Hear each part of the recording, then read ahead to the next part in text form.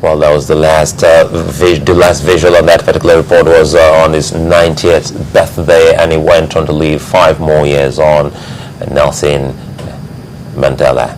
Well, joining us to look at the times or the influence of this great man is Captain Umar Aliyu, retired Army captain and also a security consultant. Good morning. This morning we were supposed to be talking, proper security issues in the country before the story broke last night, but we have to also talk about this great man. And you say, well, he's one of the most influential to you.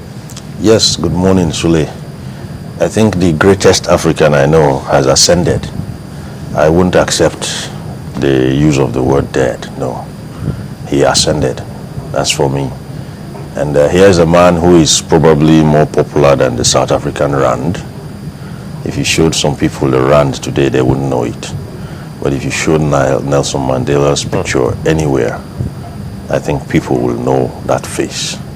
So I think we collectively as Africans have lost someone. And it's my prayer that if great men do come around again, may he come around again. Yes. Yes, indeed. So as it is now, a whole lot has been said about him. Well, for some they say, well, already they're giving, a big service in Cape Town by the Archbishop Emeritus Desmond Tutu, and they call it a thanks service. Yes, indeed. More like a celebration. Yes, we need to celebrate this man. As I told you, I don't even believe he's dead. Not in the spiritual sense, but in the verbal sense. Some people just transcend death, okay? Some people rubbish death. Nelson Mandela cannot die. Not in the spiritual sense now, but in the worldly sense. He is probably even going to be more popular in death than he was alive. Here's a man who lived to be 95 on this planet, and I think he gave a good account of his 95 years. Not all people who live to be 95 can boast of that. So I think if God gives you the privilege of seeing 95 years, almost a century, you should also be able to say in your lifetime you did something, no matter how trivial, no matter how little. You should have been able to acquire. One other thing, he was never bitter, even when he knew that this other person was responsible for his predicament, because he went on to also share the Nobel Peace Prize with his what you would want to call his enemy then. Yes, you can imagine a man who stood for peace, he stood for truth, and he also stood for equality. We did not see a situation where the table turned right around after his release and the white South Africans were now at the receiving end of the turn of the tide. No, he came out and even engendered a truth and reconciliation committee. Well, Captain Umar, he also did something that I haven't actually seen in a long time. Most of those people who were in the last administration before he came in as president, he allowed all of them continue to serve. Indeed, and even after being given the option to go for life, he honorably decided to take just one term. So you can see that this man is unique. He's I don't know. I'm at a loss for the appropriate word to describe him. And I think we have much to gain from him.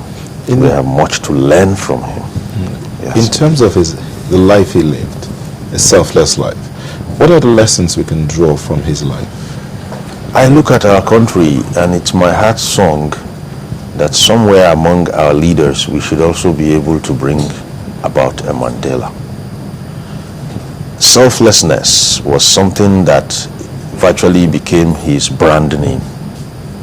Okay, he was ready to stay probably even beyond the 27 years he did, if that will bring people to accept and see reason. He did not spur any fights. He did not bring about violence, nothing.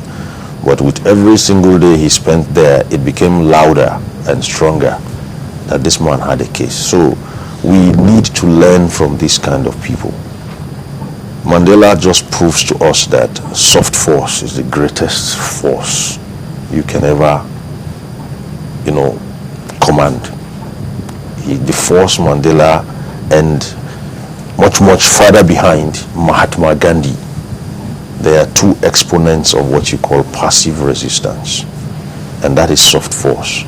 And where you apply it, believe you me, the effects are awesome. One of the things that comes to mind is also the fact that there's a dignity which he brought back to the word politics. In our country, when we think of politics, a host of people don't even want to think about it. For him, he went into politics at a time it was dangerous.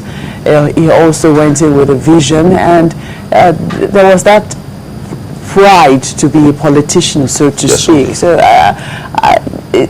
talking about lessons that we can learn from him, is it still possible to bring dignity into politics? Yes, indeed. In the last 6 months, if you agree with me, with all due respect now, this is my opinion, our politics has been tending more towards comedy than anything else. At times I just sit down and I'm not inspired to read anything political again. I pass on the papers and just go to something else. We can learn a lot from him. We can learn a lot from these people. More than ever in this country, people are beginning to see that the kind of atmosphere, the going in our political scenario is not usual, is not healthy. We are not towing the line. We are not breasting the tapes of political decorum. Political decorum is actually what the world uses to appreciate or depreciate our standing as a people. Don't forget, we elect leaders, and people outside begin to see these leaders as a personification of our nation. They are like brands of the Nigerian country. And when you see the things our leaders do, when you see the things they sweep under the carpet, it makes it laughable. You can only imagine what someone sitting in New York or someone sitting in Johannesburg will think of the average Nigerian in that country, seeing what their leaders do.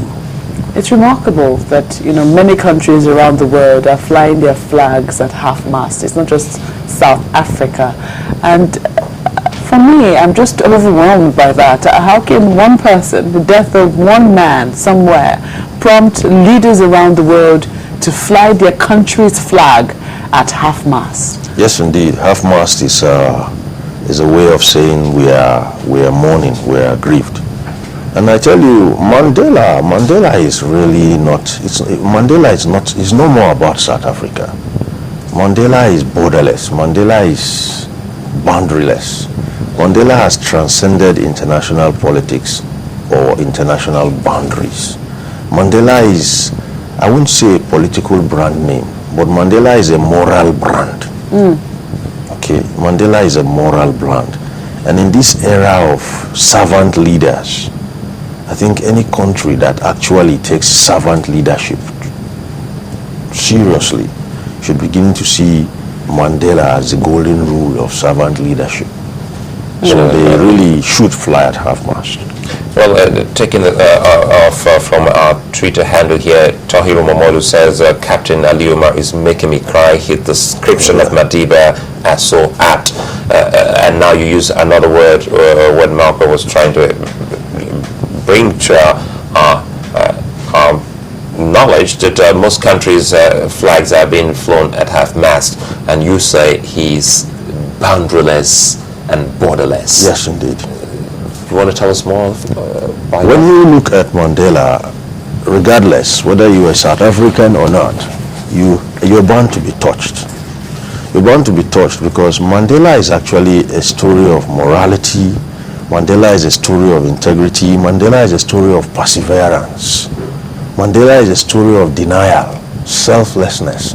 All these things are seamless. They don't really have political, economic, social affiliations. They are human. So you discover that if you look at the last 10 years internationally, the world is beginning to tend towards an aspect of leadership we call the servant leader. People are no longer interested in having the follow me kind of leadership. I'm leading, you must follow. No, we're looking at servant leadership today. And Mandela was a servant leader even in jail. Okay, he was a servant leader, and even when he came out, he continued to be a servant leader. He's very humble for a 95-year-old. If you can live to be 95, you should be about within the bracket of the oldest people on earth. But still, Mandela is so humble that there's nothing imposing about him.